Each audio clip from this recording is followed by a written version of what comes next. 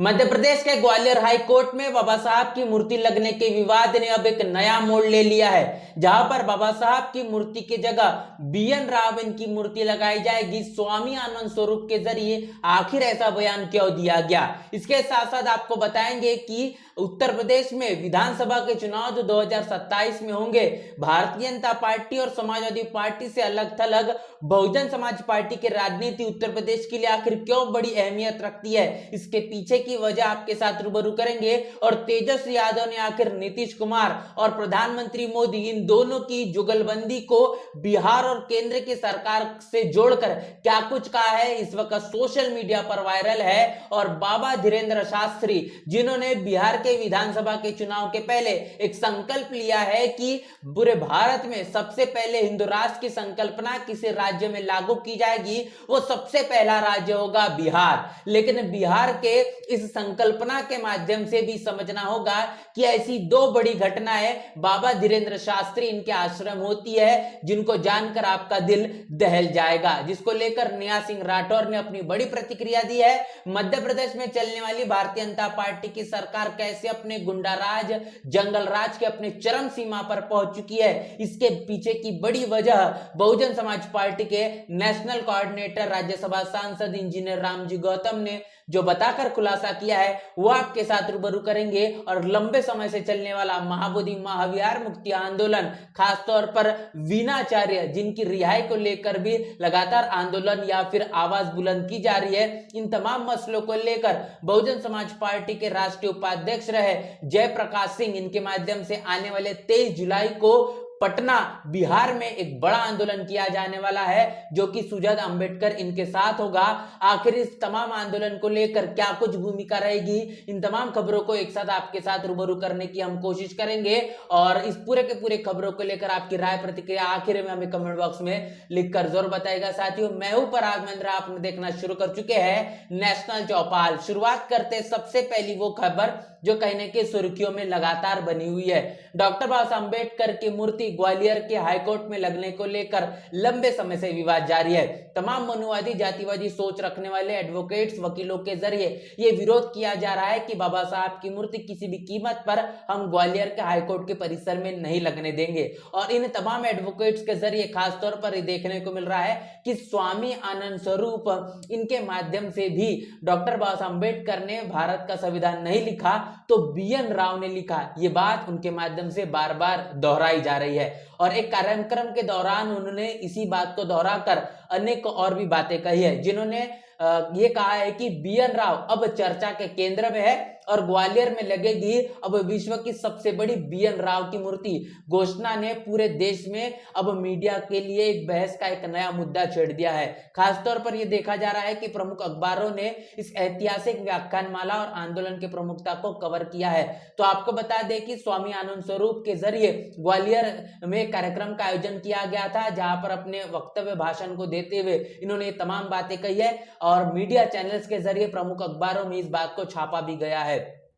तो जिस तरीके से ये आप प्रतिक्रिया देख रहे हैं और स्वामी आनंद स्वरूप ने जो ये बातें कही है, आखिर बहुजन समाज के जरिए इस पूरे मामले पर किस तरीके से प्रतिक्रिया होगी, ये तो वक्त ही बताएगा। उत्तर प्रदेश में होने वाले विधानसभा के चुनाव 2027 में जो होंगे, इन पूरे चुनाव के बीच हम ये देख पाएंगे कि भारतीय जनता पार्टी और समाजवादी पार्टी हो, इन दोनों राजनीतिक पार्टियों के लिए बड़ी मुश्किल कहने के मुस्लिम वोटर बना हुआ नजर आता है। जिस तरीके से मुस्लिम वोटर की भूमिका समाजवादी पार्टी की तरफ झुकाव वाली नजर आती है और भारतीय जनता पार्टी मुस्लिम तबके को कहने के टिकट देना ही पसंद नहीं करती, लेकिन बहुजन समाज पार्टी जिस मुताबिक अपने जनाधार को बढ़ाने के लिए हर एक तौर तरीके से नजर आ रही है, उत्तर प्रदेश की राजनीति में मुख्यमंत्री के तौर पर अगर देखा जाए तो बहन मायावती ये सबसे ज्यादा अनुभवी नेता और मुख्यमंत्री मानी जाती है। अब ये देखना दिलचस्प होगा कि उत्तर प्रदेश में बड़े पैमाने पर जो मुस्लिम वोटर है उसका झुकाव किस मुताबिक होता है और क्या कुछ उत्तर प्रदेश में 2027 में परिणाम होंगे, क्योंकि निरीक्षण के आधार पर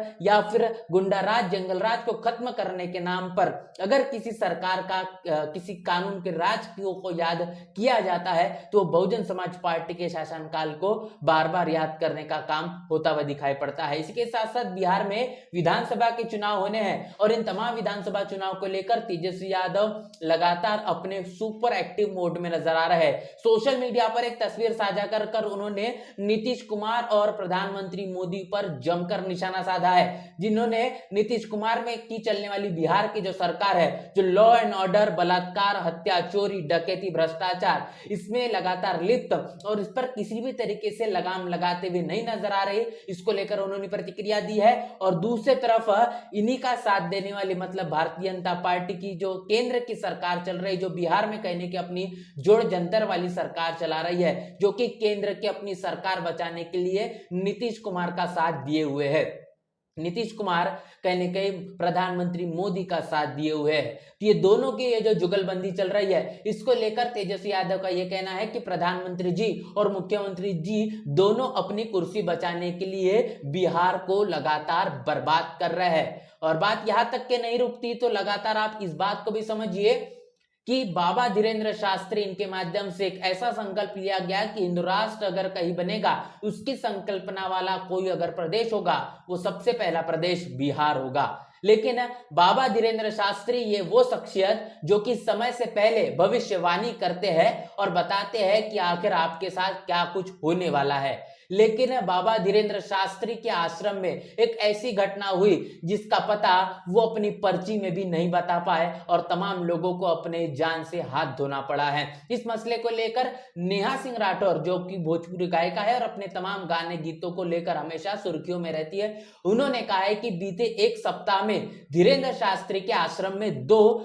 दुर्घटनाएं हो चुकी है और ये दूसरों का भाग्य बताते हैं। अपना आश्रम तो ये नहीं संभाल पा रहे, लेकिन बिहार को हिंदू राष्ट्र का पहला राज्य बनाने की ये बात कर रहे हैं। पाखंडियों ने बिहार को घेर लिया है और आपका वोट ठगने आए हैं। लगातार मुसलसल करने वाले तमाम कार्यक्रम ये बताते हैं कि बिहार में होने वाले विधानसभा चुनाव को लेकर राजनीतिक पार्टियों के नेता तो एक्टिव मोड में है ही, लेकिन खासतौर पर अपने आप को तथाकथित धर्मगुरु बताने वाले लोग अब हिंदू राष्ट्र के नाम पर दलितों, आदिवासियों, पिछड़ों और अत्यंत पिछड़ों को हिंदुत्व के नाम पर एक साथ एकजुट आने की बात कर रहे हैं। लेकिन चुनाव जीत जाने के बाद इनका जो रवैया है ये साफ तौर पर बदलता हुआ नजर आता है और दलितों, आदिवासियों के साथ जो सलूक होता है वो जानवरों से भी बदतर देखने को मिलता है। खासतौर पर जिन प्रदेशों में भारतीय जनता पार्टी की सरकार है वहां पर गुंडाराज, जंगलराज रुकने थमने का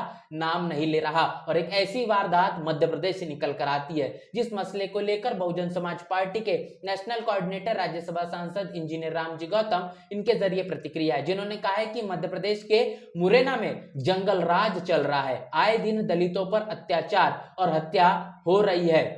और कोलारस में गांव जा रहे युवकों पर घात लगाकर हत्या का प्रयास किया गया। यह एक निंदनीय घटना है। एमपी पुलिस दोषियों पर सख्त कार्रवाई करे, वो पीड़ितों को सुरक्षा दे। आम तमाम तस्वीरों को हम आपको दिखा नहीं पाएंगे, जो तस्वीरें हृदय विदारक है और अंदर से झंझोर देने वाली है।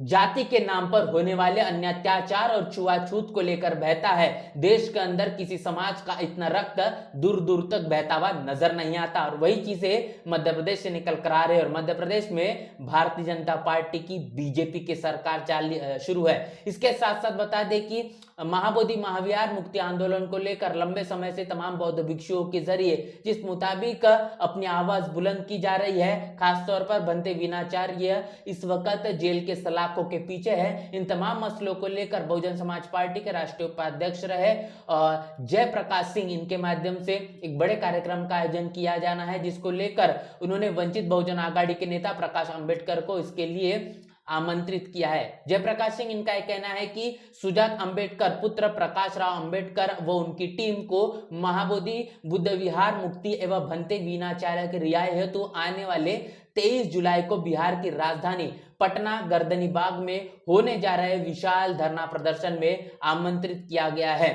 तो ये तमाम वो खबरें जो इस देश का मनुवादी जातिवादी मीडिया आपके साथ रूबरू साझा नहीं करता, जिन खबरों को आपके साथ हमने साझा किया है, इसको लेकर आपकी क्या राय है, आपकी क्या प्रतिक्रिया, लिखकर कमेंट बॉक्स में जरूर बताएं। बने रहे नेशनल चौपाल के साथ, मिलते हैं वीडियो में, तब तक के लिए जय भीम जय भारत।